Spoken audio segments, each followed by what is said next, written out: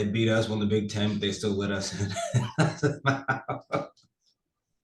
Oh, that's that's right. Wait, what? that's we're the only team to make it to the playoff without winning our conference. We've done it twice. You guys get so I cocky. know, Oh man. my They gosh. hey, that's great to be a Buckeye. Forget about it. This baby's over. Oh my goodness. One man. Goodbye. Hello, Heisman. And most especially in 310 days in Ann Arbor, Michigan, on the football field. Another block. One more. He's touchdown. No flag. Samuel cuts it back. Ohio State wins. Here's the run again. Donovan Edwards. Whoa. Can they catch him? No. Donovan Edwards again. The down. First and foremost, I want to offer congratulations. You guys are now bowl eligible. Take what you can get, man. Take what Hey, you man, can get. feels good, man. Maybe make it to the Cotton Candy Bowl. Who knows? Maybe. So big performances this week. We'll dive into it. I mean, I think you and I both agree we don't need to spend too much time on this doorstops that are down in Indiana of the Big Ten, because of this week is the week I think we've been waiting for. Is the Ohio State Penn State game. Yeah. That the biggest game this season? Yeah. To date it is. I mean, Oregon, Washington's huge, but now you're talking like, and don't get me wrong, those are two of the loudest venues. Like, we talk about Eugene and Spokane, but this one's in the shoe, man. And now, sadly, it's at noon. I had some early thoughts. I had some early thoughts in the game, but man, I'm excited. This is going to be the biggest game of the year to date. Easily. No doubt.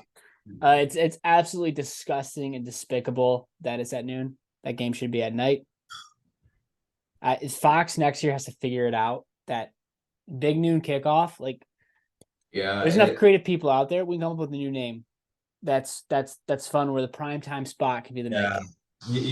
There's no way you can have this type of game at noon. Like, I put it out there, I think a few days ago, probably early last week. If this was the SEC, they would make sure by any means necessary this game was at night. By any means necessary. Or 3:30. Yeah, I would take that. I would take 3:30, just not noon. The game should end when it's dark outside. That's the point. Let's talk about Indiana and Purdue. You guys want to go first? Sure, I'll go first. Well, we are now the official kings of Indiana. That was a good graphic. I saw that graphic. Yes, officially we are. Bryce, I said I needed a fast start. They delivered. I said I wanted 500 yards, 486, close enough. I said I need the defense to keep doing this thing. They kept doing their thing. That was the most, like, in terms of games that matter, the most complete game we've had so far. When I look here, Kyle had 276 yards, just over 50%, but had 3 touchdowns, no interceptions again. By the way, Bryce, I don't know if you saw this, but on PFF, they rate the top 5 quarterbacks every week, the scores. JJ McCarthy was 5th at 84.5. Kyle McCord at 4th with 85%. Just want to put that out there. Half a point? Is that what it was? Hey! I told you I'm still driving this Kyle McCord train to go to New York, man. Because if he keeps putting up stats like this, beats Michigan, beats Penn State. Oh, he's gonna go to New York. They're gonna find a way to put an Ohio State quarterback in New York if they can. So. If they can. I think 18's got a better chance. Okay. I think he does. By the way, I think he very much. Maybe he does. But no Emeka, no Travion Henderson. We lost Chainham early in the game to a concussion injury. But we were still able to be very productive even without those guys. Dallin Hayden came in, 11 carries, 76 yards, 6.9 a carry, and a touchdown. Bryce, whenever that kid touches the field, something good happens. Yeah, what's his deal? Why are we redshirting him? Why isn't your doppelganger Plain. Oh God, you're still on this. He looks exactly like you. Okay. So we have Travion Henderson, we have Chip Chainham, we have Mayan Williams. I mean, what's the point? I mean, and even so, we still have Evan Pryor back there, and if we need to, we can put Xavier Johnson, who is the best Army Swiss knife or Swiss Army knife in college football. He can play anything. But why would he play? I mean, last year Bryce he only got in the game because of injuries. Is he that good? Yeah, That's what I'm saying. He can't pass block. He can't pass block. So that's mostly one of the reasons why. And you need to be able to pass block in this offense, especially right. Are you worried about the glass house that is Travion Henderson? Like, what's going on with this guy? The dude is just made of tissue paper. Right. Why play him if we don't need to play him? So he's for sure playing this weekend? Yes. Okay. All right. Yes. All right. That's fair. If that's the case, but if he's limited reps, I'm gonna give you the business. Bryce, if he is, I mean, we have a stable of running backs we can go to. Why just give the ball to one person? Listen, I think with this offensive line, the way they're struggling, Travion is the best option for them because he can make plays out of nothing more than the other guys can. Yep. But I think, listen, I'll put it this way, Bryce. If Trey can't play, I'm fine with Dallin being the next guy up because I think he's the most explosive guy after that. Wow, jumping, chip, jumping Mayan. You need with this offensive line, you need to be explosive. Yeah, you do. You do. So, I mean, just another few points, Bryce. I mean, the biggest news in that game was the Devish Brown package. Pause. He he this is like a watered down version of the Chris Leak Tim Tebow situation. Okay. I can see where you're going. And right now we have a guy who can definitely get us downfield no matter what. He can pass the ball. He's not a statue back there. He can still move a little bit, which we're talking about Kyle McCord. In the red zone, though, no one fears him running the ball, though. They bring in Devin Brown. He gives us that option to pass, run, or have the running or do a read option. And yeah, he fumbled on that one play. On that one, should have been on the 1 yard line. But I mean, essentially, the kid almost had 2 touchdowns rushing. In the red zone, he was really good. He was really good. And then Bryce, he had this nice pass to the outside to Brandon Ennis, another true freshman. Takes it to the house. Carnell Tate had 80 yards. I mean, and this was without Emeka, man. And I saw a lot of good things. The run game was almost kind of there when Dallin was in. The defense, Bryce.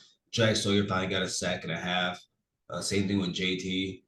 The defensive interior is still doing its thing, and the secondary is wow. Linebackers, good grief. But overall, I'm happy. I said a lot there, but I mean, I just go into that's good. Marv 6 catches, 105 yards, 4 drops.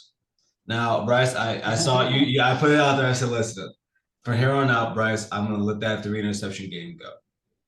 Now, I don't think that's as bad as dropping 3-4 catches. But Marv, you can't be doing that, bro. Like against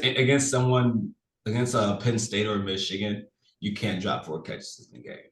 You can't do that. He went the full season last year up until the Michigan game with no drops. Right. So I think 4 drop passes. That's bad. That's bad for him, Bryce. That's despicable. Bad for Bryce. Off-brand. Tyleek Williams had 2 tackle for losses, 2 pass deflections. That D-line, Bryce, is active, man. It's active. Defense is stout, and I'm looking at the rankings, and this is current, which Purdue has a better offense than Alabama. Wow, what a world. What a world we're living in. But I'm looking at the stats, and 257 yards, you held them to. Tip of the cap. It's pretty good.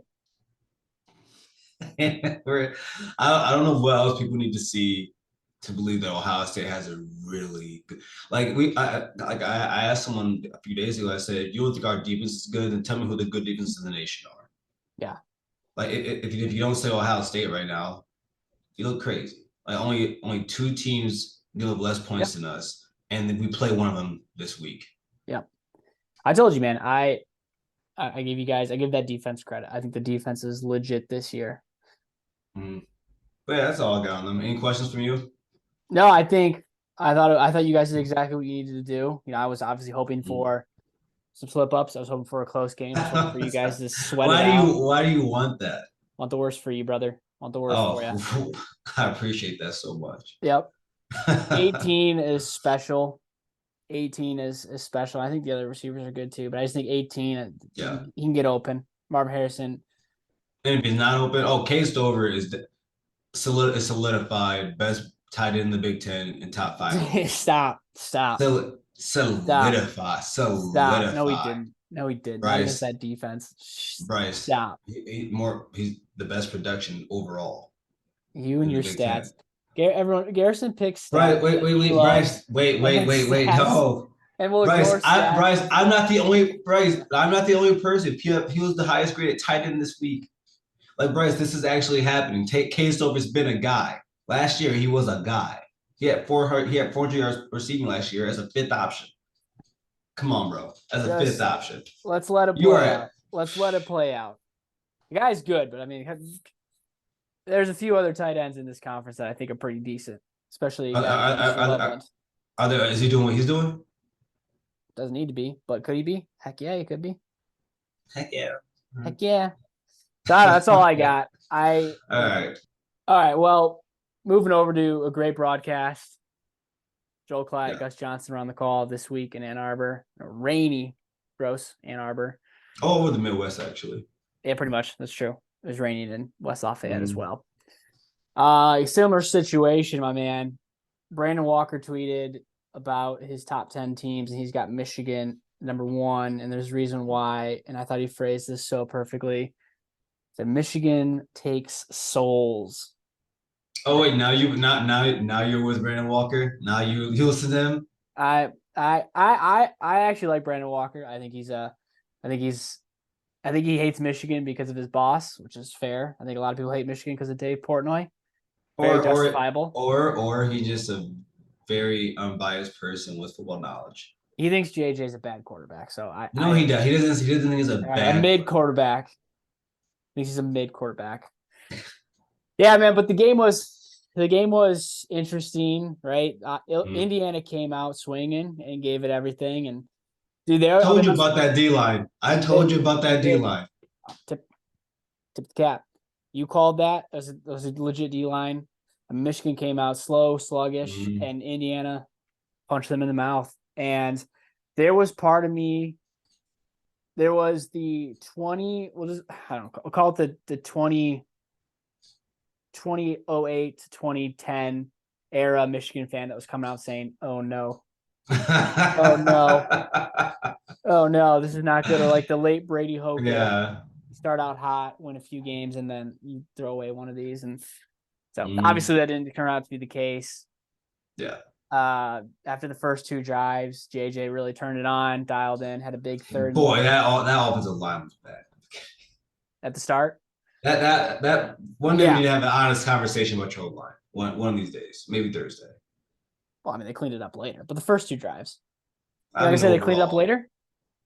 No, they did. I'm talking about throughout the season, though, compared to the last 2 seasons.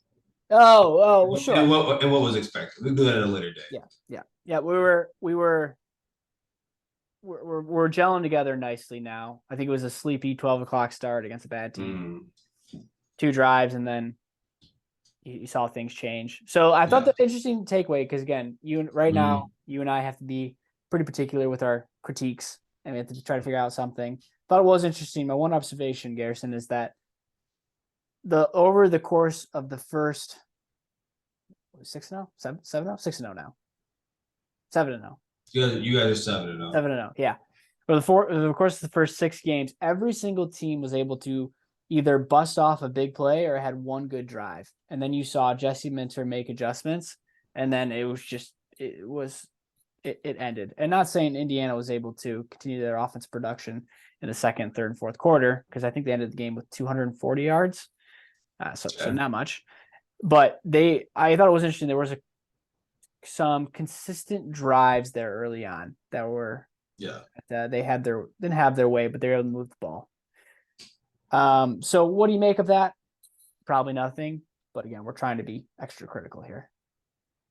I mean, like I said, you guys haven't played not just a team, but you guys haven't played really any offenses worth mentioning yet.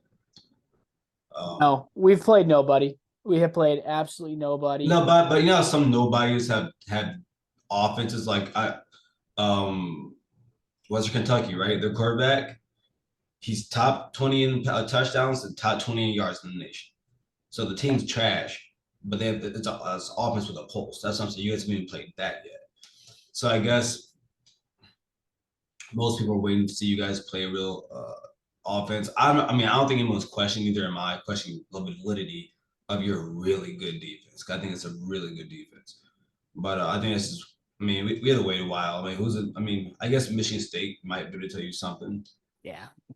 I've got thoughts on that, my man. I got thoughts on that. But, so yeah, no, I know it's not much. And so I just think the fact that they're winning the way they are is promising. That's how you're supposed to do it. That's how you're supposed to do it, man. If you're gonna do it that way. Because there's the other possibility that you barely win or don't win. So I think the other interesting thing was I didn't really think this because I think he loves Michigan, but I thought for a second Donovan Edwards was entering the transfer portal at halftime. He got done dirty. Oh man, it's crazy, man, because you can see it all over Twitter, bro. You can see it just I was listening to Johnny Oden and he was laughing at it, saying like yeah, get him off the field. But I was like, man, I feel bad for him because I wanted to get that touchdown. Now eventually he did get one. He did get one, but man, that dude looks salty. He looked really salty, man.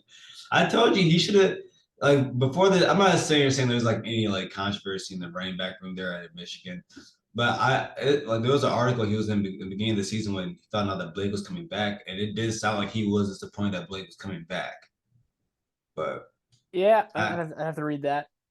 And it looks like you're RB3 right now, buddy. It looks like you're RB3 right now. Yeah. Now I'm loving this because we can throw away that whole best duo in the nation thing away. We can toss that out the window. Who's the best duo? I would side when they're healthy. I would say Ole Miss or Wisconsin. Who's Wisconsin's second back? Penn State. I can't pronounce his name. Yeah, I can think of Braylon. But I think he got hurt for a game or maybe two. But he's really good. But no, I would say Ole Miss or probably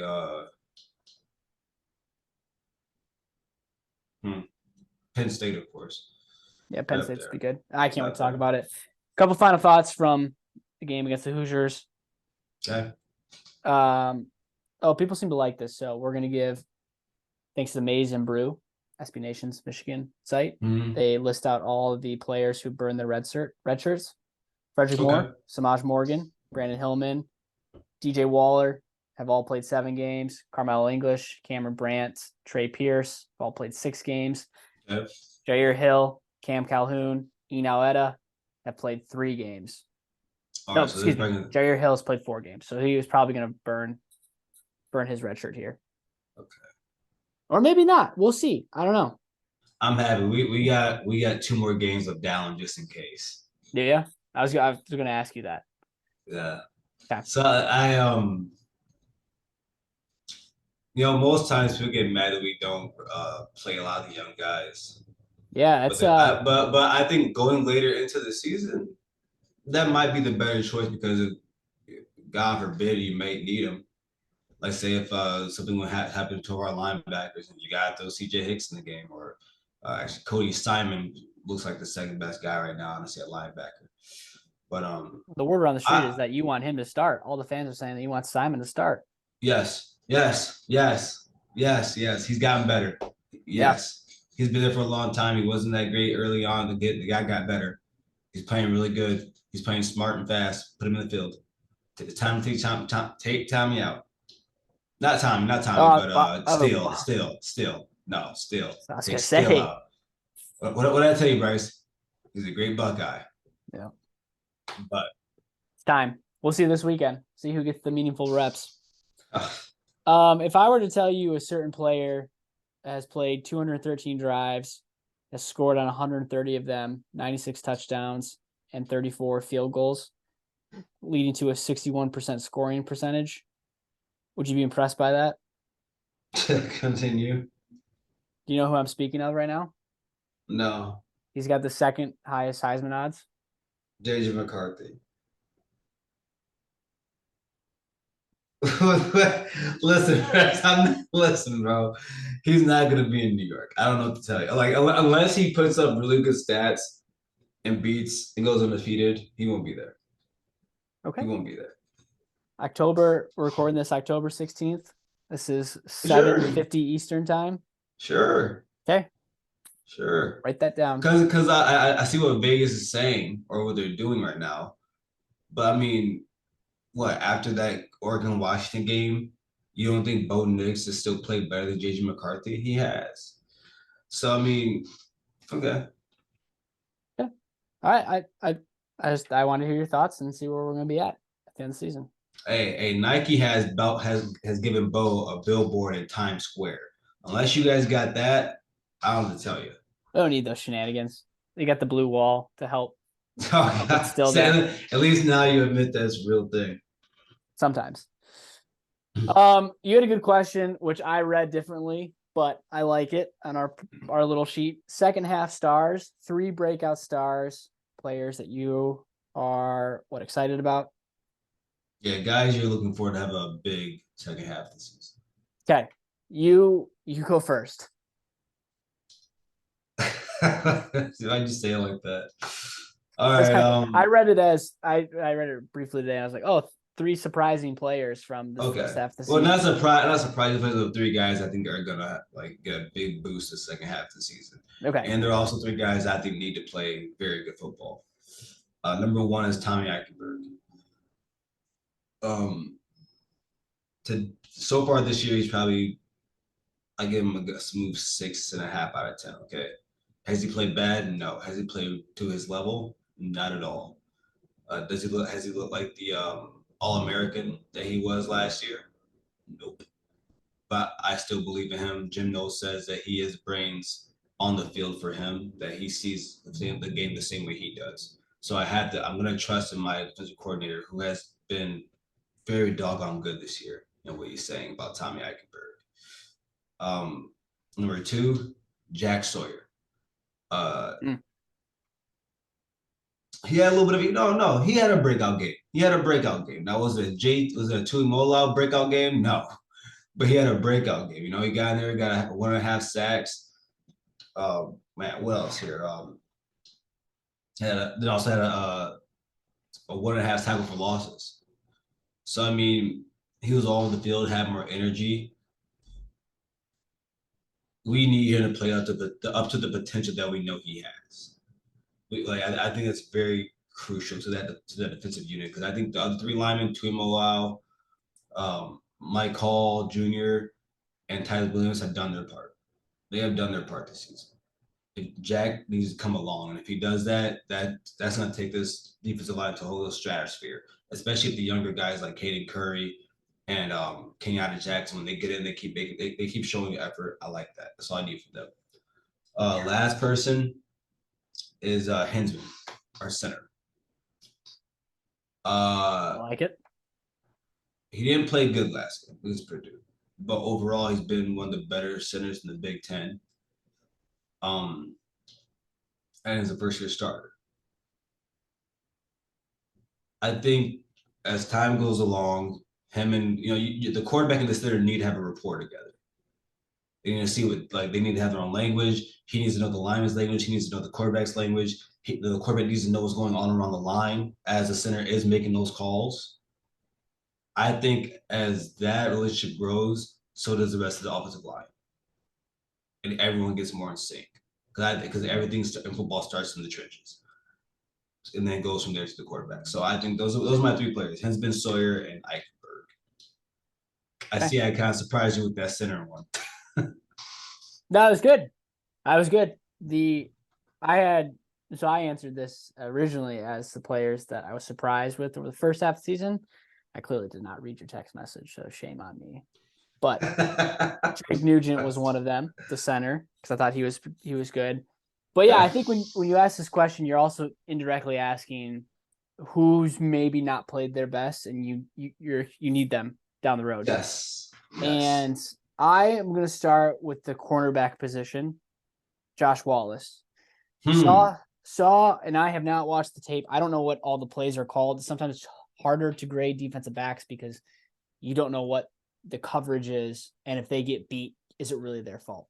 Yeah. And there's a few times where we've seen a few highlights where Wallace gets beat on double moves, and you see a lot of times Michigan defensive backs, defensive corners are given a lot of cushion, and so is it a matter of him not being comfortable and a little more cushion coverage, or does he want to be up on his man, bump and run like that? It's kind of interesting to see how he's playing this and what he's comfortable with, but we're of course going to need him as we get into this tough stretch. Like you said, we haven't really played a offense with a passing attack yet, and so those passing attacks are on their way. Yep. We're gonna need a cornerback who can manage that. Yeah. I think a lot of the young guys are getting reps, and I'm not saying we're gonna move on from. I'm not saying Josh Wallace isn't good enough to be CB2, but something to just watch. Something I'm a little weary of. Okay. Who's the other one? Oh, the other one I'm excited to see break out will be Cornelius Johnson, and he's had a fine start to the season, but I think he's gonna be big down the stretch here. Again, I really needed the receivers to be, super explosive and game breakers, but we're gonna need him. For the original question too, I was thinking who are the most surprising players, and I think I wasn't surprised because I called this about Roman.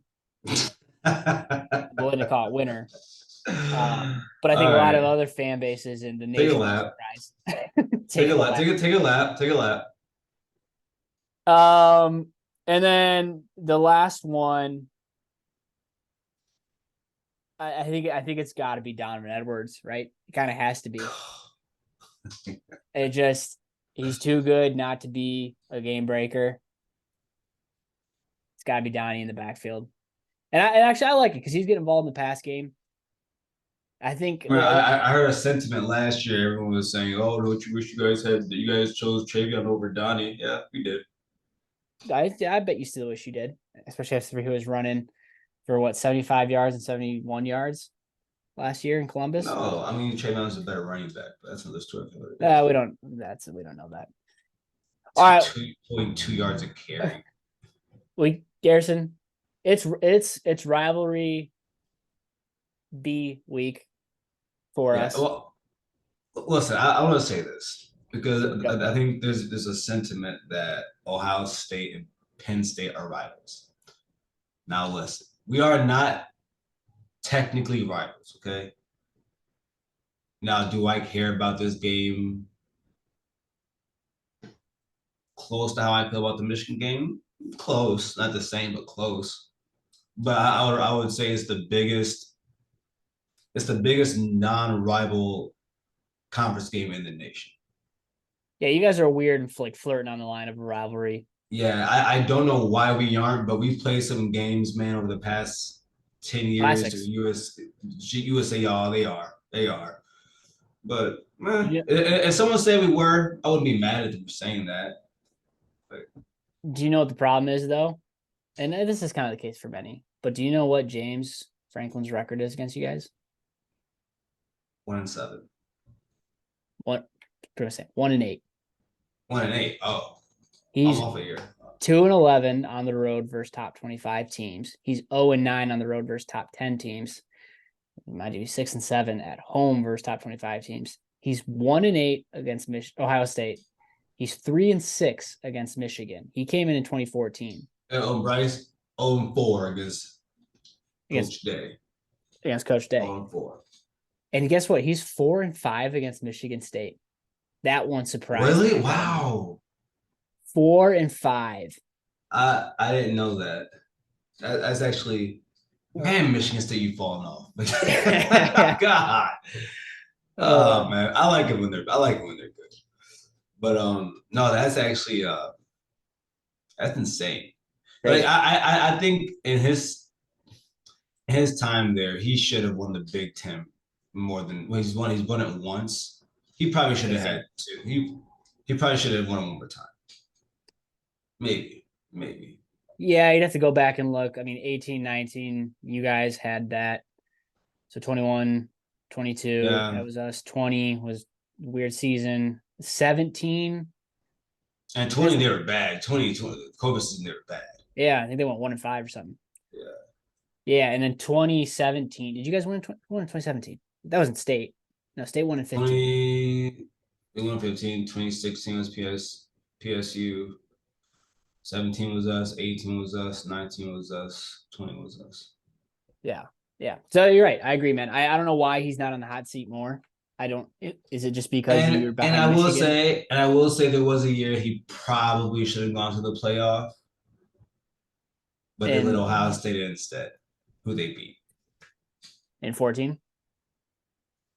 No, that was 2016. Oh, in 16 when they won it. Yeah. They beat us, won the Big Ten, but they still let us in. That's right. Wait.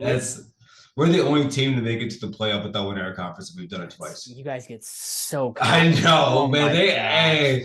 That's great to be a Buckeye, man. It really is. So annoying. Speaking of annoying, I've said this all along. I respect Ohio State's football program. Yeah, you have to. I don't respect Michigan State's program. I can't. Yes, you do, Bryce. Bryce, no, you respect them as rivals. No. Yes, you do, Bryce. Don't be nasty. Oh, I respect them. The fact that there is a rivalry.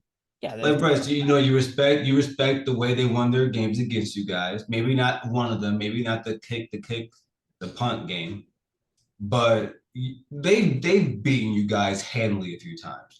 And even in the Javon Ringer years, they've given you guys plenty of trouble.